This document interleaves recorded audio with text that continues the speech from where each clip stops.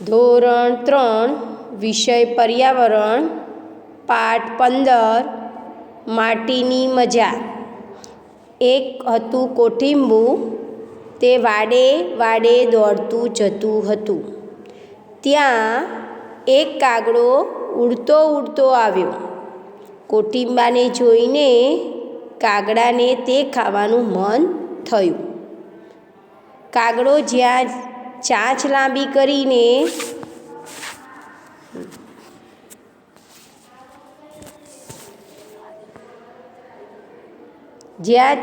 લાંબી કરીને કોઠીંબાને ખાવા જાય છે, ત્યાં કોઠીંબુ કહે, બાપુ, આવી ગંદી ચાંચ મને ન ખવાય, ક્યાંકથી પાણી લઈ ધોઈ આવો। કાગડો તો ચાંચ ધોવા કૂવા પાસે જ ગયો। કૂવો કહે, કૂવા કૂવા કૂવા કૂવા હા કૂવા કૂવા કૂવા દેવ, આગળે આવ્યા કાગળ દેવ। આલો પાણીડા, જોઉં ચાચુડી, ખાવું કોઠીંબુ, બટુક બટુક લાગે। કૂવો કહે, પાણી જોઈતું હોય તો કુંભારને ત્યાં ગડુલો લઈને આવ ને પાણી સીંચી લે। કાગડો તો ઉડતો ઉડતો કુંભાર વાડે ગયો। જઈને કુંભારને કહે, કુંભાર કુંભાર કુંભાર દેવા, આંગણે આવ્યા કાગ દેવા। આલો ગડુલો, સીંચું પાણીડા, ધોઉં ચાચુડી, ખાવું કોઠીંબુ, બટુક બટુક લાગે। કુંભાર કહે, માટી લાવ તો રૂપાળો ગડુલો ઘડી દઉં। એટલે કાગડો ગયો ટીંબા પાસે।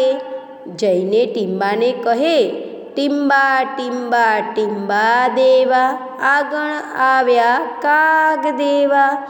આલો માટુડી, આપું કુંભારને, ગળે ગડુલા, સીંચું પાણીડા, ધોઉં ચાચુડી, ખાવું કોઠીંબુ, બટુક બટુક લાગે।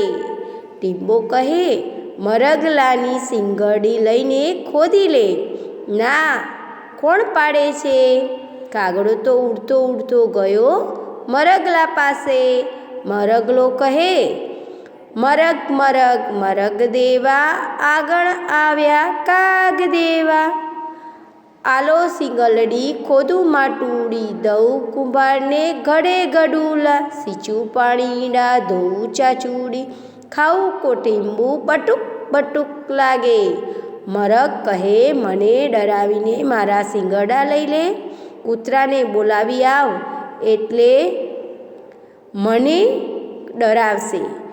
કાગડાભાઈ તો કૂતરા પાસે ગયા ને કહે, કૂતા કૂતા કૂતા દેવા, આગળ આવ્યા કાગ દેવા। ડરાવી મરગલા, લઉં સિંગલડી, ખોદું માટુડી, આપું કુંભારને, ગળે ગુડુલા, સીંચું પાણીડા, ધોઉં ચાચુડી, ખાવું કોઠીંબુ, બટીક બટુક લાગે। કૂતરો કહે, ભાઈ, હું બહુ ભૂખ્યો છું, માટે ગાયનું દૂધ લાવી દે તો દૂધ પીને હરણ ડરાવવા જાઉં। કાગડો ગાય પાસે ગયો। જઈને ગવરી ગવરી ગવરી દેવા, આગળ આવ્યા કાગ દેવા। આલો દૂધલડા, પાઉં કૂતીલા, ડરાવે મરગલા, લઉં સિંગોલડી, ખોદું માટુડી, આપું કુંભારને, ગળે ગડુલે, સીંચે પાણીડા, ધોઉં ચાચુડી, ખાવું કોઠીંબુ, બટુક બટુક લાગે। ગાય કહે, હું બહુ ભૂખી છું, મને સારી પેટે ખડ ખવડાવીને દૂધ દોઈ લે। પછી કાગડો સીમમાં ખડ લેવા ગયો। જઈને સીમને કહે, સીમ સીમ સીમ દેવા, આગળ આવ્યા કાગ દેવા।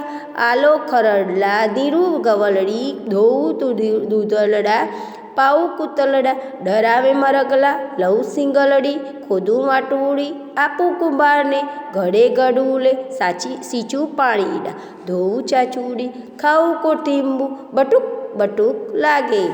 સીમ કહે, ભાઈ, લુહારને ત્યાંથી દાંતરડું લઈ આવ અને ખડ વાઢીને।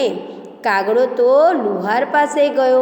જઈને લુહારને કહે, લુહાર લુહાર લુહાર દેવા, આગળ આવ્યા કાગ દેવા, આલો દાતરડા વાડું ખડકલા, નીરું ગવલડી ધોવું દૂધલડા, પાઉં કૂતલડા ડરાવે મરગલા, લઉં સિંગલડી ખોદું માદુડી, ધઉં કુંભારને ગળે ગડુલા, સીંચું પાણીડા ધોવું ચાચુડી, ખાવું કોઠીંબું બટુક બટુક લાગે.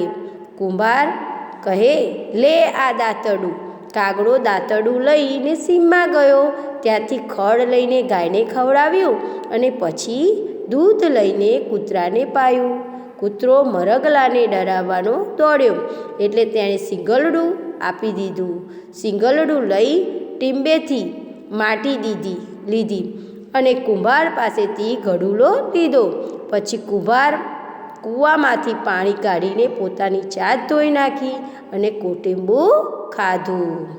હવે જુઓ શું કહે છે કે વિચારો અને લખો. કાગડાને ઘડો શા માટે જોઈતો હતો?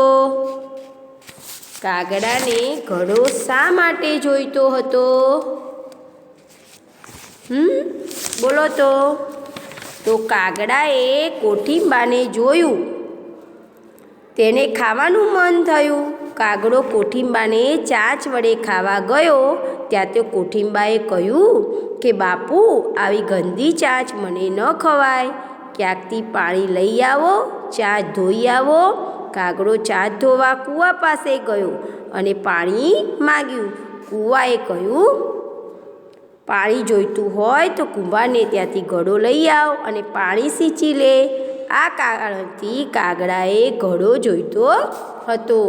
કાગડાને ઘડો બનાવવા કોણે મદદ કરી? તો કાગડાને ઘડો બનાવવા માટે કુંભાર, ટીંબો, મરગલો, કૂતરો, ગાય, ખડ, સીમ, લુહાર, દાંતરડું વગેરે લોકોએ અને વસ્તુએ મદદ કરી. કુંભારને ઘડો બનાવવા કઈ ચીજોની જરૂર પડી? તો કુંભારને ઘડો બનાવવા માટે માટી, પાણી અને ચાકડાની જરૂર પડી. શું તમારા ઘરે માટીમાંથી બનાવેલા વાસણો છે? કયા કયા? હા, મારા ઘરે માટીમાંથી બનાવેલા વાસણો છે. માટલા, કુલાડી, કુંડા, દીવડા, માટીની ઠીબ, પક્ષીઓને પાણી પીવાનું વાસણ વગેરે વાસણો છે. તમને જો કોઈ માટી આપે તો તમે માટીમાંથી વાસણો બનાવી શકો? હા, મને કોઈ માટી આપે તો હું માટીમાંથી કલાડી, ઓરસિયો, વેલણ, કુલડી, ચમચો, રકાબી, કપ વગેરે નાના બાળકો રમી શકે તેવા રમકડાં હું બનાવી શકું. જો માટીની વાડકી જો બનાવી છે, અહીંયા માટી ભીની કરો, તેમાં મોટું પિંડ બનાવો. તમારા અંગૂઠાને ઉપયોગથી પિંડને વચ્ચેથી દબાવી ખાડો બનાવો. હવે તે વાડકી જેવું લાગશે, તેને સુકાવા દો, પછી તેને સજાવો. તમે જે વસ્તુઓ પસંદ હોય તે વાડકીમાં મૂકો. હવે માટીની કટોરી, માટીમાં પાણી ઉમેરી ગૂંદો. પાણી સાથે ભેળવી થોડી માટી બાજુ પર રાખો. બે ગુંદેલી માટીને જોડવા ગુંદર જેવું કામ કરશે. થોડી ગુંદેલી માટી લો અને રોટલીની જેમ પાતળી વણો અને કટોરાનું તળિયું થશે. બાકી વધેલી માટીનો ભાગ સાપની જેમ વણો. ચિત્રમાં બતાવ્યા મુજબ ઘડો બનાવો. આ માટીના બનાવેલા સાપને તળિયા સાથે ચોંટાડો.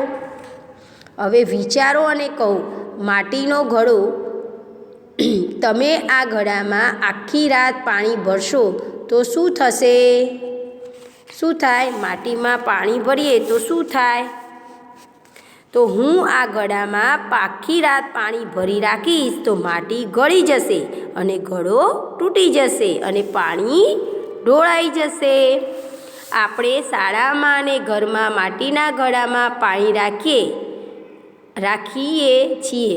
આ ઘડા પાણીની કેમ બગડી જતા નથી? તો કારણ કે કુંભાર ઘડા બનાવીને તેને ભઠ્ઠામાં પકવે છે, તેથી ઘડા પાકા થઈ જાય છે અને પરિણામે તે બગડી જતા નથી. તમે ઘડો કે ઘડાને ભઠ્ઠીમાં શેકતા જોયા છે? ના, મેં ઈંટો કે ઘડાને ભઠ્ઠીમાં શેકતા જોયા નથી. પહેલાં ઘડા ન હતા ત્યારે પાણી ભરવા સૌ શું કરતા હતા?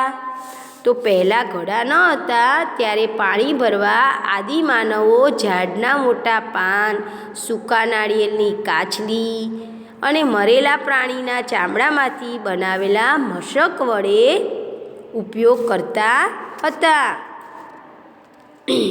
દુનિયામાંથી બધા ઘડા ગાયબ થઈ જાય તો, જો દુનિયામાંથી બધા જ ઘડા ગાયબ થઈ જાય તો મારી ભારે મુસીબત ઊભી થાય. બધાના ઘરમાં પીવાનું અને રસોઈ બનાવવાનું પાણી ભરવા તકલીફ પડે. ફળ કે કાચા ફળ ખાઈ શકાય તેવા શાકભાજી ખાવા પડે અને નળથી સીધું જ પાણી પીવું પડે. પાણી ડોલ, કેરબા કે તપેલીમાં ભરવું પડે. ગામડાઓમાં ઉનાળામાં ઠંડા પાણીની તકલીફ પડે. લોકોને ઘડાના મૂલ્યની ખબર પડે કે માટીમાંથી બનેલી વસ્તુ કેટલી અમૂલ્ય હોય છે.